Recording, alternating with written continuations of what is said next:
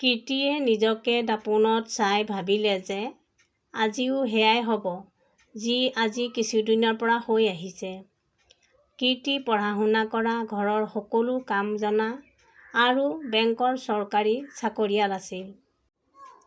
কিন্তু এটাই কীৰ্তিৰ নাছিল, সেয়া হৈছে সৌন্দৰ্যৰ ৰূপ-ৰং, যাৰ বাবে বহু ল'ৰাই চাবলৈ আহে, অপচন্দ কৰে।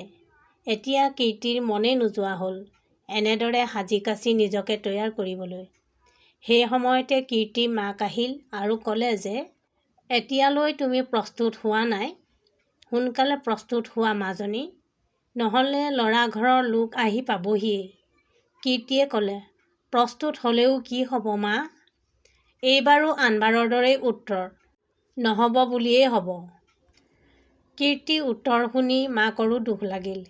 কিন্তু মাকে নিজৰ মনটোক বুজাই কীৰ্তিৰ কাষতে বহিল আৰু তাইক বুজালে।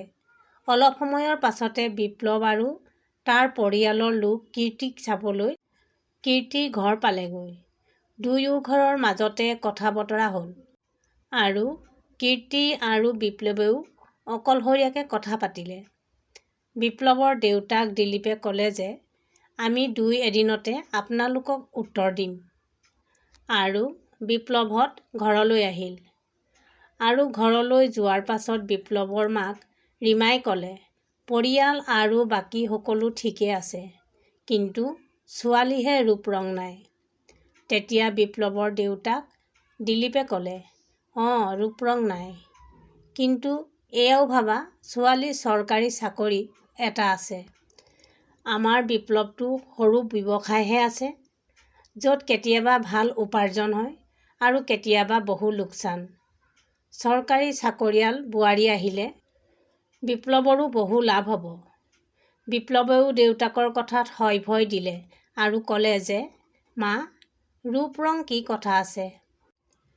কীৰ্তিয়ে ঘৰুৱা পদ্ধতিৰে সকলো ঠিক কৰি ল'ব আৰু মেক-আপ কৰিলে ৰংটো লুকাই পৰিব। বিপ্লৱৰ কথাত তাৰ ভনীয়েক হেপীয়ে ক'লে, মই কিছুমান ঘৰুৱা পদ্ধতি শিকাই দিম নবৌক। ৰীমাই সকলোৰে কথাত মান্তি হ'ল, কিন্তু মনতে ভাবি ৰ'ল, ক'ত মোৰ ল'ৰা আৰু ক'ত সেই ৰূপ-ৰং নথকা কীৰ্তি, আৰু সকলো পৰিয়ালৰ লোকে কি ক'ব? ৰীমাই মনটো মাৰি সকলোৰে কথাত মান্তি হ'ল।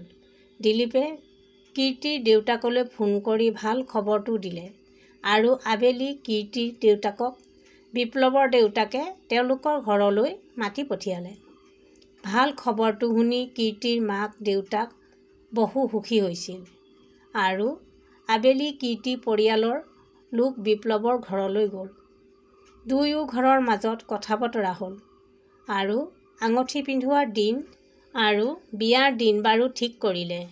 ৩ দিনৰ পাছত কীৰ্তি আৰু বিপ্লৱৰ দিনটো আছিল আৰু কিছুদিনৰ পাছত বিয়া।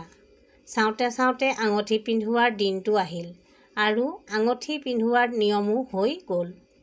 সকলো আলহী খোৱা-বোৱাত ব্যস্ত হৈ পৰিল। কীৰ্তিয়ে নিজৰ বান্ধৱী আৰু নন্দেকৰ লগত বহি কথা পাতি আছিল। সেই সময়তে কীৰ্তিৰ শাহুমাক ৰীমা আহিল আৰু কীৰ্তিৰ কাষতে বহি লৈ ক'লে, চোৱা কীৰ্তি, বিয়ালৈ আৰু কিছুদিনহে বাকী আছে। এতিয়া আৰু তুমি ৰ'দত বেছিকৈ নোলাবা। বেচন, দৈ আৰু হালধিৰ প্ৰলেপ সদায়ে লগাবা। তেনে কৰিলে ৰংটো উজ্জ্বল হ'ব। কীৰ্তিয়ে কেৱল মূৰ জোকাৰিলে। এতিয়া নন্দেকেও ক'লে, নেমু, বিলাহীৰ ৰস বা আলুৰ ৰস লগোৱা নবৌ, তেতিয়া ৰংটো উজ্জ্বল হ'ব মোৰ দৰে। তেতিয়া আপুনিও দাদাৰ দৰে বৰ ধুনীয়া হৈ পৰিবা। কীৰ্তিয়ে একো নক'লে, কেৱল হয় বুলি মূৰ জোকাৰিলে। যেতিয়াই শাহুমাক ৰীমাই ফোন কৰে, তেতিয়াই কীৰ্তিক ঘৰতে থাকিবলৈ, বেংকৰ পৰা সোনকালে আহিবলৈ আৰু ৰ'দত বেছিকৈ নোলাবলৈ আজ্ঞা দিছিল। আৰু লগতে ৰং উজ্জ্বল হ'বলৈ বেলেগ বেলেগ ঘৰুৱা পদ্ধতি দিছিল। বিপ্লৱেও যেতিয়াই ফোন কৰে, সিও তেতিয়া বেছিভাগ কীৰ্তিৰ ৰূপ-ৰঙক লৈ জোকাৰিছিল আৰু কেতিয়াবা চিৰিয়াছ হৈ কৈছিল, কীৰ্তি, মোৰ তোমাৰ ৰূপ ৰঙক লৈ কোনো সমস্যা নাই, কিন্তু মায়ে বিচাৰে যে তেওঁ বোৱাৰী ধুনীয়া হোৱাটো। সকলোৱে তাইৰ কথা কয়। তোমাৰ অলপ ৰূপ ৰং নথকাৰ বাবে তেওঁ যি কয় তাকে মানি ল'বা। তেতিয়া তুমিয়েই ধুনীয়া হৈ পৰিবা। কীৰ্তিৰ উত্তৰ দিবলৈ মন গৈছিল, কিন্তু নিজৰ মাক দেউতাকে দিয়া সংস্কাৰৰ বাবে মৌন হৈ ৰৈছিল। ভাবিছিল সলনি হোৱা সময়ৰ লগত সকলো ঠিক হৈ যাব। কিন্তু যেতিয়াই বিবাহৰ দিন ওচৰ চাপি আহিল, তেনেদৰে শাহুমাকৰ আৰু বিপ্লৱৰ ৰূপ ৰঙক লৈ কথা বাঢ়ি আহিবলৈ ধৰিলে। কীৰ্তিয়ে এই সকলোবোৰ নুশুনাৰ দৰে কৰিব বিচাৰিছিল, কিন্তু কৰিব নোৱাৰিছিল। আৰু তেতিয়া নিজে নিজে ভিতৰি জ্বলি উঠিছিল। যি ৰূপ ৰং উজ্জ্বল হ'বলৈ লাগিছিল, তাই হালধি লগাই কিন্তু ওলোটা চেহেৰা আৰু সেমেকিহে গৈছিল। মাক দেউতাকক সকলো ক'বলৈ বিচাৰিছিল। কিন্তু আকৌ ভাবিছিল বহু সমস্যাৰ এই বিয়া ঠিক হৈছে। সেইবাবে তেওঁলোকক কোনো ধৰণৰ চিন্তা দিব নিবিচাৰিছিল। আৰু সমাজত যাতে নামটো বেয়া নহয়, সেইবাবে মৌন হৈ থকাটোৱে কীৰ্তিয়ে ঠিক বুজিলে। বিয়াৰ এমাহৰ আগতে কীৰ্তিৰ নন্দেকৰ জন্মদিন আছিল। আৰু জন্মদিন উপলক্ষে বিপ্লৱৰ ঘৰতে সকলোকে এটা পাৰ্টিৰ আয়োজন কৰিলে। বিপ্লৱৰ মাক ৰীমাই কীৰ্তিক ফোন কৰি ক'লে যে পাৰ্টিৰ বাবে পাৰ্লাৰলৈ গৈ তৈয়াৰ হৈ আহিবা।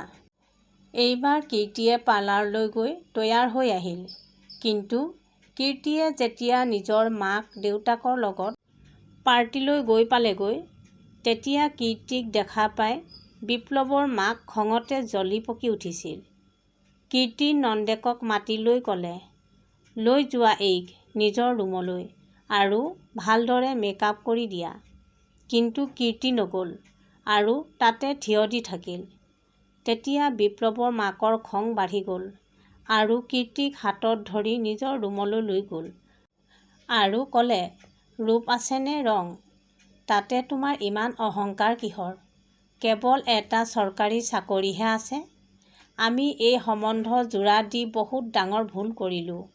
সেই সময়ত বিপ্লৱো আহিল আৰু কীৰ্তিক বুজাই তাই হাতত ধৰি ভনীয়েকৰ ৰুমলৈ লৈ যাবলৈ ল'লে। তেতিয়া কীৰ্তিয়ে সহ্যৰ সীমা পাৰ হৈ গৈছিল। কীৰ্তিয়ে লাহে কৰি বিপ্লৱৰ হাতৰ পৰা নিজৰ হাতখন এৰুৱাই শাহুমাকৰ ওচৰলৈ গ'ল আৰু ক'লে, মোৰ ৰূপ ৰং নাই, মোৰ অহংকাৰটো নাই, কিন্তু নিজৰ ওপৰত গৰ্ব কৰোঁ। আজি মই কষ্টৰ ফলত মই মোৰ জীৱনত সফল হৈছোঁ। আৰু হয়, মোৰ পৰিয়ালৰ আপোনালোকৰ দৰে টকা পইচা থকা লোক নহয়। কিন্তু তেওঁলোকৰ এয়া জ্ঞান আছে যে মানুহক মানুহৰ দৰে জ্ঞান কৰে। তেওঁলোকে কাকো ৰূপ ৰঙেৰে জুখি নাচায়। আৰু বিপ্লৱ, তোমাৰ ওচৰত মোৰ কোনো অভিযোগ নাই, কাৰণ তুমি নিজৰ ঘৰতে দেখা পাইছা যে নাৰী সজাই থোৱা বস্তু হৈ পৰিছে। এয়া কৈয়ে কীৰ্তিয়ে নিজৰ আঙুলিৰ পৰা আঙুঠি খুলি দি নিজৰ হ'বলগীয়া শাহুৱেকৰ হাতত দি দিলে আৰু নিজৰ মাক দেউতাকৰ হাতত ধৰি বিপ্লৱৰ ঘৰৰ বাহিৰ হ'ল, এজাক মুক্ত বতাহৰ দৰে। ঘৰলৈ আহি মাক দেউতাকে কীৰ্তিক ক'লে, মাজনী, তুমি এই সকলোবোৰ কিয় সহি থাকিলা?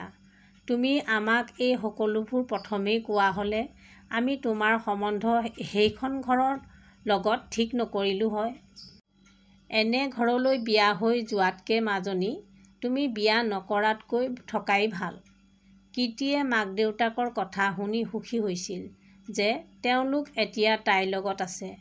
তাৰ পাছত কীৰ্তিয়ে বিয়াৰ কথা ভাবিবলৈ এৰিলে আৰু মাক দেউতাকেও কীৰ্তিৰ ওপৰতে সকলো এৰি দিলে, কাৰণ এতিয়া তেওঁলোকে বাৰে বাৰে কীৰ্তিৰ মন ভাঙিবলৈ নিবিচাৰিছিল। কীৰ্তিয়ে এতিয়া কামত মন বহুৱালে। কিছুদিনৰ পাছত কীৰ্তিৰ বেংকতে কাম কৰা মিলনে কীৰ্তিক ভাল পাবলৈ ধৰিলে। মিলনে কীৰ্তিৰ ৰূপ ৰঙক নহয়, তাইৰ গুণক চালে। আজি কীৰ্তি বহুত সুখী মিলনক জীৱনসংগী হিচাপে পায়। আৰু আজিও ৰীমাই নিজৰ ল'ৰা বিপ্লৱৰ বাবে ধুনীয়া বোৱাৰী বিচাৰি ফুৰিছে। ঠিক নাই কেতিয়ালৈ ৰীমাৰ ধুনীয়া বোৱাৰী পোৱাৰ আশা পূৰ্ণ হ'ব।